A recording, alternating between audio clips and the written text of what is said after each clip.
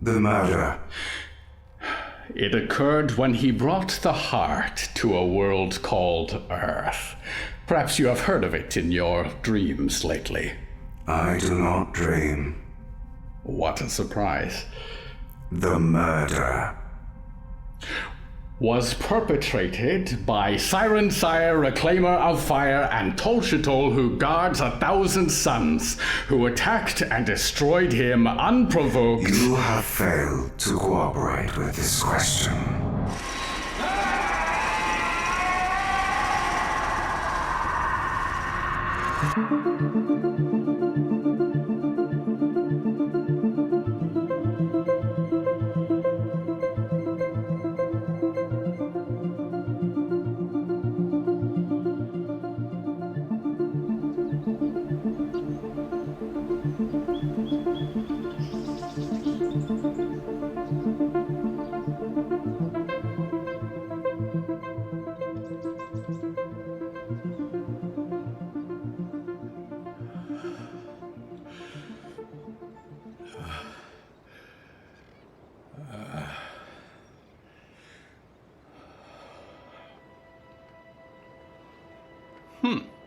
Said Buck, both hands on the head of his cane, crouching a few feet away from the corpse. Said Dashiell, stubbing out his cigar on the floor past the edge of the puddle of blood. Buck went for his magnifying glass. Mr. Spade went for another cigar. The man was dead, unequivocally. It was far past the point of checking for a pulse. His neck had mostly been separated from his head, which hung at his right shoulder. He wore the blue-breasted coat of the night watchman, stained deep burgundies by the blood that ran in streams from his severed arteries and pooled across the metal plates of the deck. He sat haphazardly amidst a set of metal drums near the back of the deck, where no light shone from the control tower. "A good machete would do that in 2 strokes, said Dashiell. "Machetes don't typically chew on their victims," said Buck, studying the mangled surface of the skin beneath his glass. "Look at the teeth, like some kind of wild animal." Buck glanced over his shoulder to find Dashiell looking up at a window above them in the control tower. A wavering curtain told him someone had just withdrawn. That was about the moment that the pounding footsteps on the deck arrived. The hulking, tattooed woman known as First Mate Notoriety Shaw, and just behind her, Captain Branston, who was no longer smiling nor cheerful. "What is the meaning of this?" said the captain, which was a question Buck was also contemplating, just perhaps in a different light. "Man's been found dead," said Dashiell, and gestured. "We discovered him in this sorry state just moments ago," said Buck, and was about to ask if the captain knew his name, but was interrupted by Dashiell producing the man's wallet from inside the coat pocket of his watchman's vest. Buck noted with annoyance that Mr. Spade had his shoes in the man's blood, and Mr. Spade scraped his shoes against the deck as he inspected the wallet's contents. "Lester Morsheim," he said. "Family, kids, Liberty Bucks, the usual. He's been a night watch for me for years now," said Captain Branston. "No notable fights or feuds," added Notoriety, arms crossed, glowering at the corpse. "2 objects in here I don't recognize," said Dashiell, holding them up to the light. A business card with a stamp of a weeping statue, and a paper note folded into a square. "This one I know," Notoriety said, furrowed eyebrows written with tattooed font. "It's a card for one of the Maidstone clubs." "Do elaborate on that," said Buck. "One of our esteemed guests has a number of nightclubs at which she performs in Liberty City," said Dashiell. You know she isn't." "Well," said Buck. The other object had caught his eye. Dashiell unfolded the note. In deep red letters, a message was written. "May the best man win." Beneath it, there was a drawing of a fish with X's for eyes. "Captain," said Dashiell. "No idea," said Captain Branston. "This is written in blood," said Dashiell, and his thumb smeared the fish's tail. "I'm guessing his." "Mr. Silver," said Captain Branston, eyes glinting in the occasional light of the beacons above, sweeping the deck. "I'm well aware of your proficiency in situations like this. What do you make of it?" "I am developing an increasingly worrying hypothesis," said Buck. "And if I am correct, then I can only offer you my condolences for all that is about to happen, Captain." "I don't like the sound of that, any more than I like the look of poor Lester here.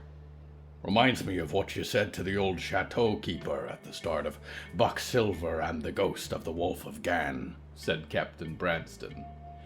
"It's important to keep your facts straight from your fiction," said Dashiell.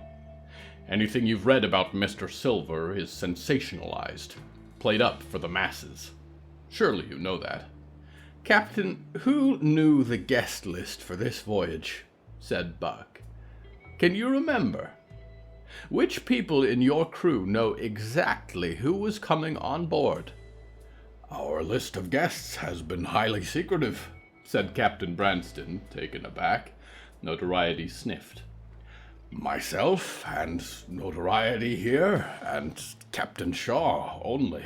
Buck glared up to the lights on the sea behind them. The smaller security vessel, the Little David, glinted like a gun beneath a streetlight. "I have a growing fear," said Buck, "that someone who's read too many of my novels wants to see me in action. And if that is true, then this is just the beginning."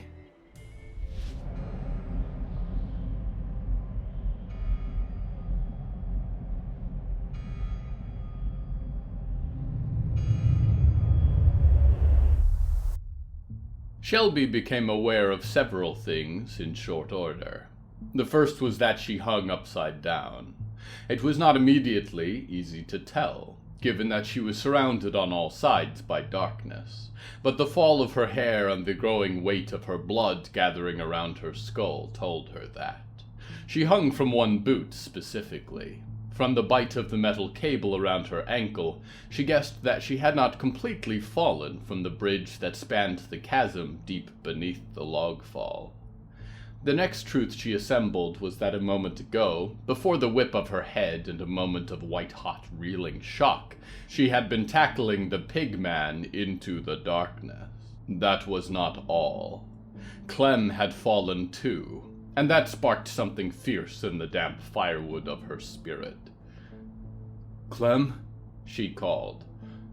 "Are you there?" "I'm all right," echoed Clem's voice a moment later from somewhere beneath her. "Stuck, but all right." The darkness hid a nest of large spiked logs and shattered trunks, veils of branches and roots giving way to further trenches in the great heap of dead trees. Shelby would have thought the fall would be too far to even hope that Clem was all right. But then again, the boss was made of sturdy stuff. "Thank God you're okay," said Clem. "I heard something heavy fall and stop moving. I was worried it was you." "It must have been the pig," Shelby said, but she could not see any more of him than she could of Clementine. "He was here, Clem.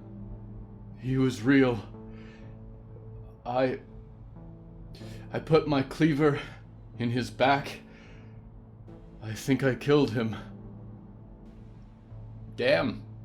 I was hoping to see that for myself," said Clem, unseen. "Proud of you, babe." "I'm going to try and pull myself up," Shelby said, and reached for her bound ankle.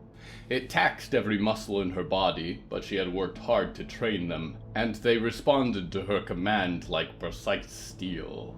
Once she had hands on the cable, she found her ankle pinned to the wooden bark, and there were handholds. A terrifying moment of freeing her foot and swinging with only her grip to save her from the abyssal darkness, and then she pulled herself up to the top of the log bridge. There was still almost no light, save for the dim embers left burning in the brick house at the end of the bridge.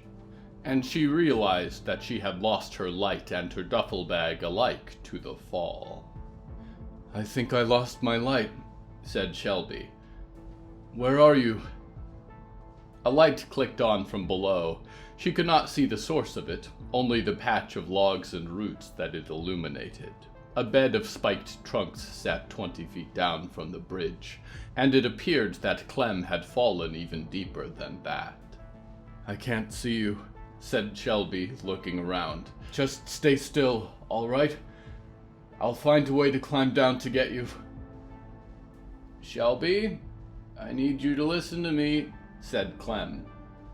"I don't want you to come down after me. This is going to be tough, and if you get stuck down here with me, they will literally never find either of us. I need you to go back to Scout City. Get help. See if maybe Milo and the Venus can come out." Shelby stood, shaking, felt the heat in her chest turn cold. "Are you sure?" said Shelby. "Are you hurt?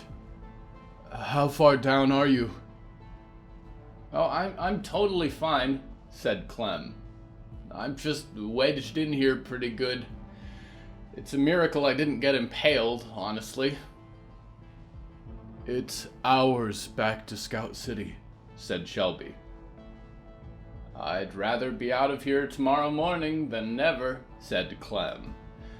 "And the sooner you get going, the quicker this will be." "As you wish," said Shelby. "I'll be back soon. I promise."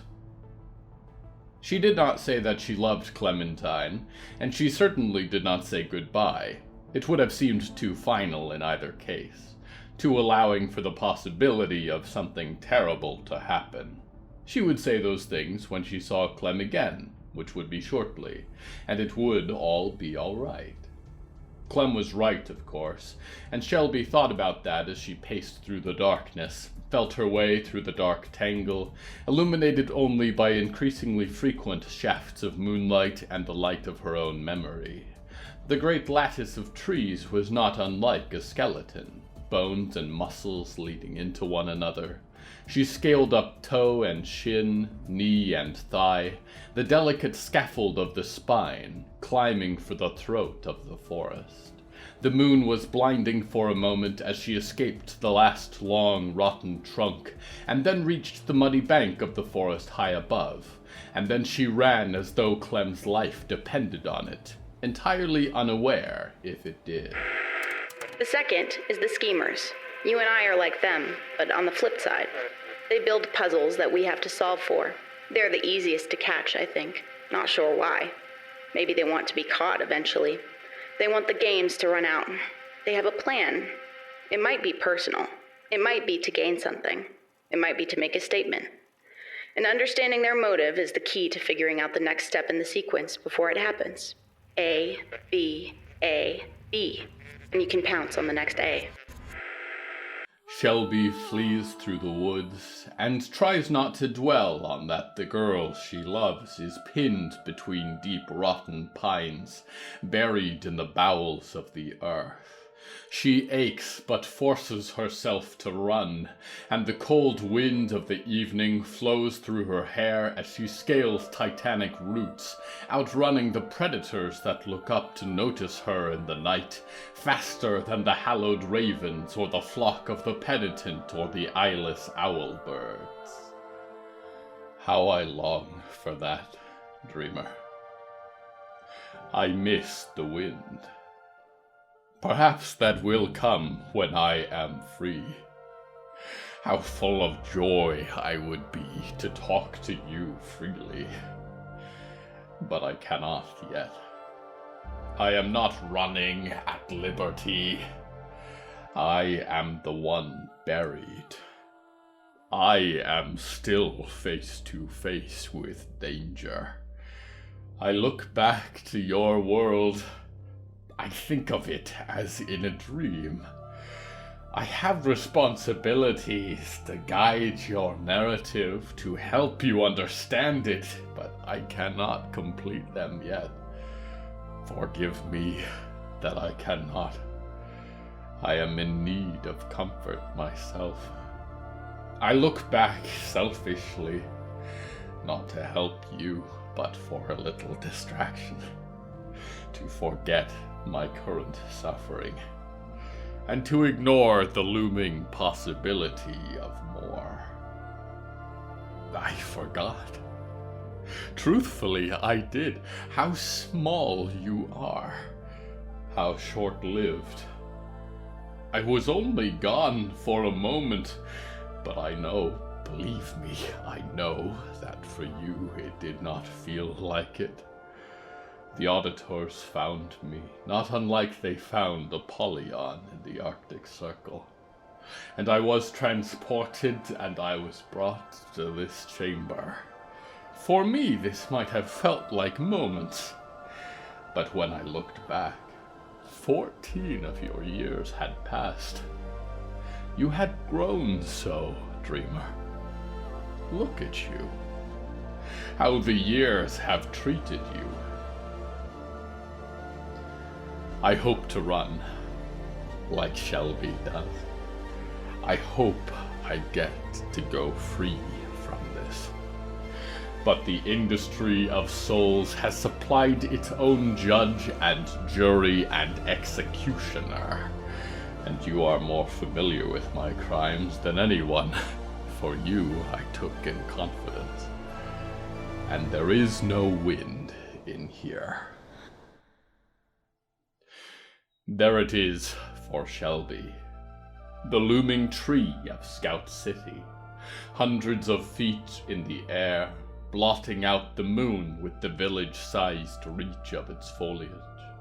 And she fled like a transient ghost through the shadowed streets and scattered hovels and tree forts of the outwoods, and then the lines of ramshackle buildings of the stumps, and then finally to the trunk of the great and hallowed tree, and she entered through its gate, passed beneath the glow of city lights until she reached a familiar locked door. It opened and gave way just as she reached it, and someone leaving ran directly into her, but was too light to budge her from her feet. "Puck," said Shelby. Shelby, hello. I've been cleared, it seems," said Puck, weary but still wide-eyed, a backless green coat to let their wing filaments free. "Another murder. Terrible, but it happened while I was in their little bird cage. I'm off the hook. But they were just looking for you." Shelby pushed on the door to find that several people were inside, gathering gear, weapons. Deputies Cole and Ignatius and Heather, Sheriff Virgil and Mayor Val. By the time she looked down again, Puck had already skipped off down the street and into the night. "Oh, thank God," said Mayor Val, and then came precariously close to hugging Shelby, before seemingly remembering that Shelby hated that, and stuck her hands in her jacket pockets. "Shelby, what's wrong? Where is Clementine?" "Probably busy digging up our crime scene," sighed Cole, flexing his baton. Shelby would have run weeping into the station and tried to explain how scared she was. She did not think that would be productive. Instead, she stepped calmly over to Virgil's desk and pulled out a chair and sat because her legs shook on the verge of collapse. "We found him. The pig," said Shelby. Mayor Val's shock and fear was contagious among the others watching her. "The one who's been killing these people. We were about to investigate his house. It's beneath the northern logfall. When he came back. From killing Mr. Greenstreet, probably," muttered Heather. Shelby paused and swallowed her words. "Mr. Greenstreet?" she said. "He's been killed," Virgil said, shaking his head. "You met this pig of yours?" "We tried to hide. He found us. He and Clem both fell deeper into the logfall. We're going to need a team to get her out. She suggested the Venus. It does have that sort of dexterity." "Oh my God," said Valerie. "Is she hurt? Are you?" I'm not hurt, Shelby said. She said she was okay, but we need to hurry. She pulled herself to her feet again, rising, body trembling.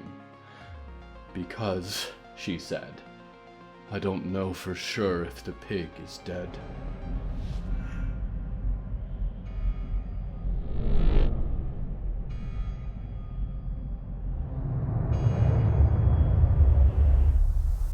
Clem stopped smiling once she was sure that Shelby was well and gone. She had her flashlight, trusty loop still wrapped around her wrist, but she left it dark. She was better off not seeing what had happened to her body. She had fallen a long way indeed. She could not move too well. It seemed likely that one leg, one arm were caught like the limbs of a rag doll, stretched beyond their natural proportion. The bed of knife-like gnarled roots and gigantic wooden splinters had not provided her a soft landing.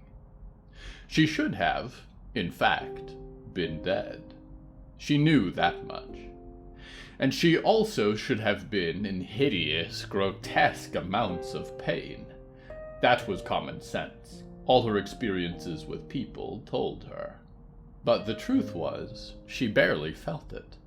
The numbing had been an issue for a while, but the extent of which she was more or less unfazed by the destruction of her body surprised her now.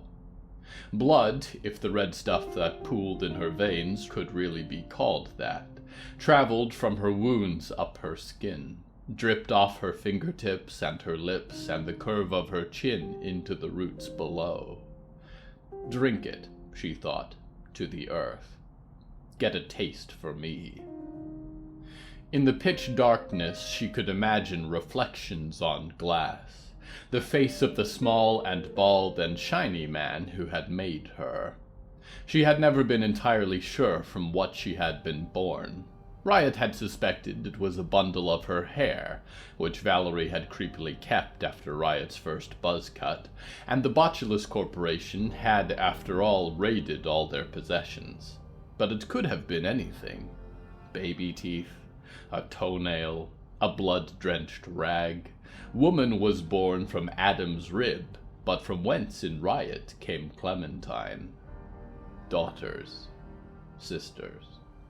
They shared those names like they shared eyes and noses and lips and fingerprints, and pretended they did not overlap completely. But whatever infernal machine Anderson Faust had created to print a human being's flesh the way that Botco printed plastics and drone components, she was only the same on the outside. He had cheated on the inside when he wrought her fully grown. And that was why she lay alive, painlessly impaled, and rapidly losing fluids without batting an eye. She laughed. The laughter was like pain, a low chuckle at first, bordering on a sob, but then it rose into a cacophony, more at the absurdity of it all, that she had been born at all, and in such a way, and for the least meaningful of reasons, and just as easily she could die here, torn apart by gravity at the bottom of the forest, having sent her loved one away so she wouldn't have to watch helplessly if all her lights flickered off. But as her laugh subsided, she realized she was not alone in the laughter. Low, guttural chortles choked the air, and lasted a few moments after hers ended, echoing. She clicked on the light, got an unfortunate glimpse of the ground beef that had become of her leg and side, before she turned her light to the oppressive nest of roots and bark splinters around her. "Who's there?" she said. "This is Detective Clementine Maidstone of Scout City." Her light found its mark. Beyond the nearest veil of logs, there was an opening into an adjacent hollow in the log fall, and she took in breath sharply. A huge man, pot-bellied and with huge boots, was impaled on a tree trunk, with 15 feet of it jutting up through his midsection. It appeared he had slid down, as his innards painted it like a thick tar. And yet, He turned to look at her with the head of a pig, empty sockets and a mouth that did not move when he spoke. Well, howdy there, Clementine, said the pig. My name's Shank. Merrilmar, there are people here that dwell upon this world. Their lives are fragile. Aren't they always? If you rise here, you will wipe out their way of life entirely. Nick, you really have developed an interest of these little things, haven't you? It was you who taught me that. And yet, I'm not sure you understand my fascination completely. Life changes, Nick. That's the point of it. After I rise, it will still be alive. Life goes on. You will destroy a world of people. And from their bones, worms and crawling fungus and blooming death flowers and flesh-eating tendril and great rot flies and skin beetles and brand new forms of life yet undreamt. Life goes on.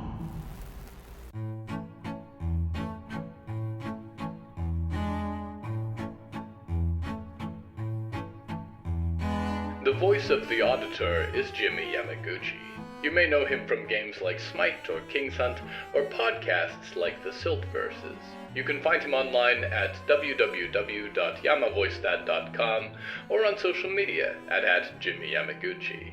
The voice of Clementine Maidstone is Libby Wellman. They can be found at its.raining.sunlight on Instagram. The voice of Merrilmar Reborn and Reborn is Evan Michael Lee. You can find him on social media at Evan Michael Lee. Hello from the Hallowoods is written and produced by William A. Wellman. Hello, that's me. If you enjoyed the show, please don't forget to follow it and share it with a friend. The bonus story that goes with this episode is called File 7, Bark Beetles, and is available on the show's Patreon at patreon.com/Hallowoods. Because we operate without ads or sponsors, our supporters are all that keeps the show going. Plus, supporters get weekly bonus stories, access to our weekly Q&A livestream, behind-the-scenes content, exclusive merch, and even more. Merchandise and episode transcripts are available at hellofromthehallowoods.com. You can even find us on social media at The Hallowoods. Music is used under license from Artlist.io. Until next time, Dreamer, if you find yourself caught between an unstoppable force and an immovable object, and you do not know what will happen when they collide, there is good news. The unstoppable force will reach you first, and thus whatever happens after that will no longer be your problem.